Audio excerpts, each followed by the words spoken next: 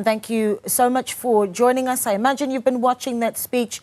I think the first question is, are you happy with what you've heard? Some big promises. The president talking about, setting a target of 3% growth, 100 billion rand in infrastructure from international investors. Feasible, plausible, what we've heard this evening? Good evening. Absolutely feasible, absolutely plausible.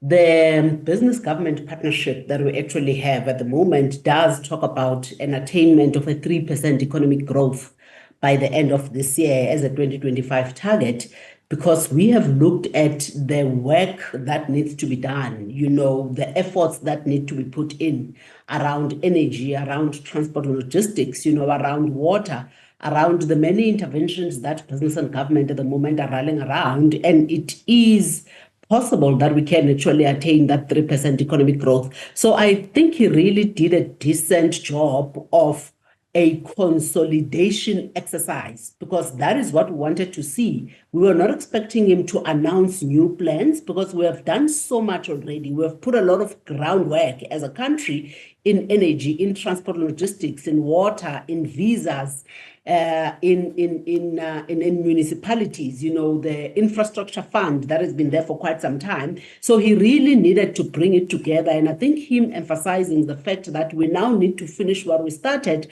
was actually important. And I think he really also started where he needed to start, which is the municipalities, because municipalities are the biggest risk that South Africa has at the moment. We are sitting with municipalities who are not able to manage their liabilities. So we therefore sit with a systemic risk that some of those large municipalities will simply collapse and fail. So the president gave the issue of municipalities enough attention, and we now know that OV is working on this. They are working on ensuring that the services revenue, which is the electricity revenue, which is the water revenue, is now going to be ring-fenced, because remember, Eskom is being owed 90 billion rands, if I'm not mistaken, and that amount is growing on a daily basis because municipalities are just failing to pay Eskom. So if national government can therefore intervene, and ring-fence the electricity revenue, that would therefore give us progress, because it means Eskom can finally get paid for their services. Yeah. So he touched on the important things, and we're happy with the State of the Nation addresses the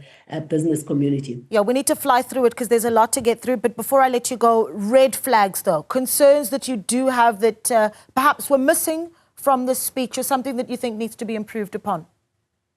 So probably maybe two things. The transformation fund, we think that is a duplication of what the DFIs, which is your IGCs and your NAFs, are currently doing.